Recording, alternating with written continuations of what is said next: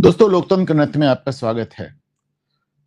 देखिए, आपको मालूम है कि जैसे कांग्रेस पार्टी इतने लंबे समय तक आज तक इतिहास में कभी सत्ता से बाहर नहीं रही।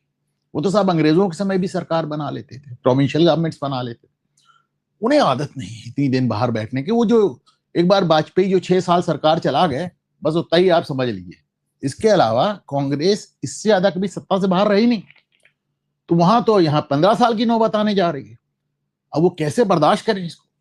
तो राहुल गांधी धीरे धीरे धीरे धीरे करके आपने पिछले 12 साल में देखा होगा, उन्होंने सारी हदें तोड़ दी और वो देश पे लिटरली आग लगाने पर आमादा हो गए। और उसमें से एक कास्ट सेंसस, जाति जनगणना, बहुत जबरदस्त वो बार बार बार बार कहते रहे, जैसा अखिलेश यादव जी कहते हैं जाति जनगणना। तो वो जाति जनगणना के बारे में लगातार इशू बनाते रहे। पहले मोदी सरकार कहती रही, एक बड़ा खुल के राजनाथ सिंह ने बयान दिया, कई लोगों ने बयान दिया कि नहीं साहब, जाति जनगणना नहीं कराएंगे। जाति जनगणना पहले अंग्रेज कराते थे, जवाहरलाल नेहरू की सरकार ने इसे बंद कर दिया। नेहरू जी ने उस समय तर्क दिया था और नेहरू जी के इस तर्क से मैं सहमत हूं कि जातियों में बांटकर आप समाज को बांट रहे हैं। इस तरह समाज में बंटवारा होगा, इसलिए जब जनगणना होगी तो जातियां नहीं पूछी जाएंगी। मैं समझता हूँ 1880 के आसपास शुरू हुई थी, 1931 में आखिरी जनगणना हुई थी अंग्रेजों द्वारा, जिसमें जातियां पूछी गई थी। फिर नेहरू जी ने जाति जनगणना बंद कर दी। फिर साहब तेजस्वी यादव ने बड़ा हल्ला मचाया। जब बिहार में जाति जनगणना के नतीजे आए तो उनके खिलाफ चले गए। पता चला कि साहब आपकी यादवों की जितनी संख्या है वहां पे, आप उसकी 2.5 गुनी टिकट बांट रहे हैं। आपको यह भी पता चला कि आप जनगणना तो कर नहीं सकता स्टेट, जनगणना करना केवल केंद्र का काम है। आपका जो एक स्टेट होता है वो उसे सर्वे कर सकता है। तो उन्होंने सर्वे किया था, तो आपने सर्वे किया, सर्वे भी बड़े मजेदार हुए। कर्नाटक में पिछली सरकार में सिद्धारमैया ने सर्वे किया था और उसके बाद जो उसकी फाइंडिंग्स थी, जो उसकी रिपोर्ट थी, उसको दबा के बैठ गए, काम दिखाएंगे नहीं। सोचिए, 300 करोड़ रुपया उसमें या 150 करोड़ रुपया कितना खर्च किया और उसके बाद वो उसको जारी नहीं किया। नंबर 1। दोबारा अभी सर्वे किया, तेलंगाना में सर्वे किया, फिर बोले गलती हो गई, फिर उसको दोबारा किया। बिहार में सर्वे किया, सारे नतीजे उल्टे पड़ गए। आप देखें कि जब से जाति जनगणना के नतीजे आए, तेजस्वी यादव ने जाति जनगणना का नाम ही लेना छोड़ दिया, इतने खिलाफ नतीजे आ गए। कैसे आगे भी बताता हूं। तो इसमें भी आ रहा है, तेलंगाना में भी ऐसी हाल था। तो साहब, लेकिन आप हल्ला मचाते रहे और मोदी सरकार को अंततः झुकना पड़ा। वो झुके क्योंकि उनको लग रहा था कि साहब हमको एंटी ओबीसी, क्योंकि भाई आपकी जो जनगणना होती है उसमें SC ST की तो गणना ऐसे ही हो जाती, हर बार होती है, केवल ओबीसी नहीं गिना जाता या जनरल कैटेगरी नहीं गिना जाता। तो उन्हें लगा कि हम एंटी ओबीसी ब्रांड हो जाएंगे। तो अंत में उन्होंने, जिसे कहना चाहिए, सरेंडर कर दिया। उन्होंने सरेंडर कर दिया, कहा ठीक है हम भी कराएंगे जाति जनगणना। इसके लिए मोदी सरकार की बड़ी आलोचना भी हुई। लेकिन अब जब जाति जनगणना शुरू हुआ, जब शुरुआत हो गई, तो एकदम से कांग्रेस को होश आया। काफी दिन हो गए शुरू हुए, पर इनको एकदम से होश आया कि यार जाति जनगणना हो रही है, हम कुछ तमाशा तो कर नहीं रहे। तो आज इन्होंने पूरी बुरी तरह हमला कर दिया कि नहीं साहब, आप जिस तरह जाति जनगणना कर रहे हैं हमको कबूल नहीं, हमको कबूल नहीं है। देखिए, राहुल गांधी ने, खड़गे ने, सबने इस पे हमला कर दिया, क्योंकि इसमें ओबीसी वर्ड अलग से डाली है। अच्छा देखिए, मैं आपको फॉर्म दिखाता हूं 2011 और 2027 के फॉर्म में क्या अंतर है। 2011 में आपकी जाति नहीं पूछते थे, 2027 में आपकी जाति पूछ रहे हैं। तो कह रहे नहीं, आप जाति ना पूछिए, आप सिर्फ पूछिए ओबीसी हो कि नहीं हो। अब सोचिए जरा, बेवकूफी की एक लिमिट। आप अलग अलग जाति पूछो ही नहीं, 4200 जातियां हैं भैया, 4200 जातियां हैं, तो क्यों करा रहे हो, क्यों करा रहे हो?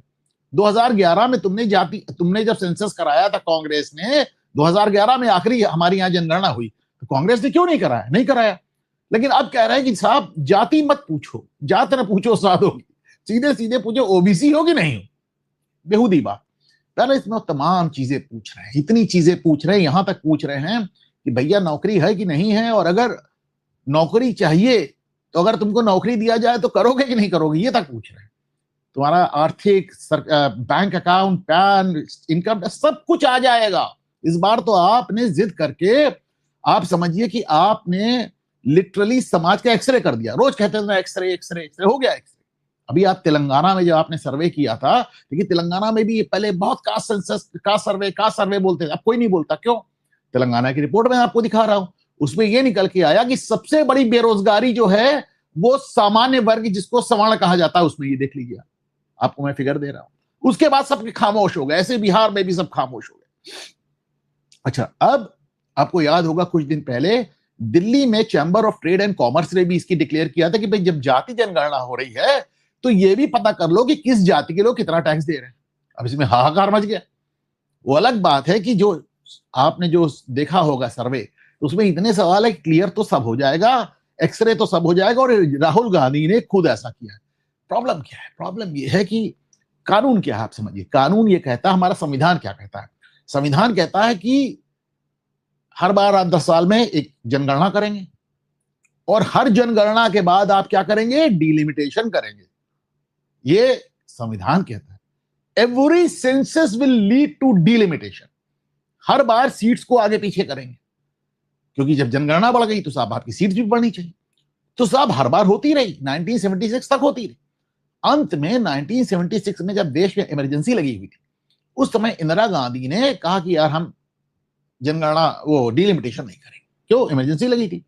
तो उन्होंने इसको 25 साल के लिए फ्रीज कर दिया। 25 साल कोई डिलिमिटेशन नहीं होगा। चलिए, अच्छी बात है।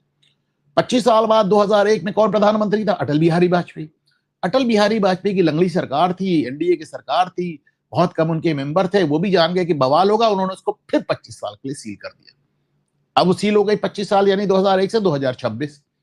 अब 2026 में जैसे ही सेंसस हुआ, अब आप देखिए संविधान कह रहा है, ये मतलब ये मोदी सरकार नहीं कह रही है, कि जैसे ही जनगणना होगी, मोदी सरकार कुछ करे ना करे, डिलिमिटेशन क्लॉज विल सेट इन।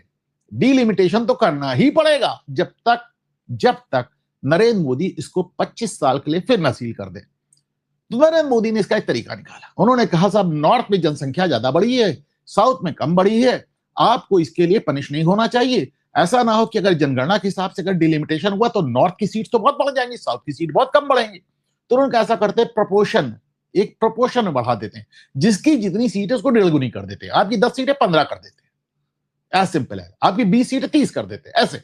तो हर आदमी का अनुपात, प्रपोर्शन बराबर रहेगा। बड़ी नॉर्मल, बड़ी कायदे की बात है। पर लोग इसका भी विरोध कर रहे हैं, उसका भी विरोध कर रहे हैं। वो चाहते हैं डिलिमिटेशन ही ना हो। वो जान रहे डिलिमिटेशन वो जम्मू में, कश्मीर में हुआ देख चुके हैं, वो असम में हुआ देख चुके हैं। वो चाहते हैं डिलिमिटेशन ही ना। वो तो चाह रहे हैं कि साहब इस सबको फिर से 25 साल के लिए सील कर दिया जाए। मोदी सरकार खुद भी लंगड़ी सरकार है, पर वो मानने वाली नहीं। क्योंकि अगर मोदी सरकार ने, आप कहते हैं 2/3 बहुमत, एक सामान्य बहुमत, कुछ नहीं करना है। मोदी सरकार को कुछ करना ही नहीं, हाथ बांध के घर बैठ जाएगी, कहीं हमें कुछ नहीं करना है, हमें बस फ्रीज नहीं करेंगे। अगर आप फ्रीज नहीं करेंगे तो आपके ऊपर संवैधानिक बाध्यता, कॉन्स्टिट्यूशनल ओब्लिगेशन आ जाएगा कि आप डिलिमिटेशन करें, वो भी जनसंख्या के हिसाब से। और तब तुम गिड़गिड़ा कहोगे कि यार वो जो तुम पहले क्या कह रहे थे, वो तुम कि 1.5 गुना कर देंगे, चलो वही कर देते हैं। देखिएगा आप, ये सब होगा। तो ये अपने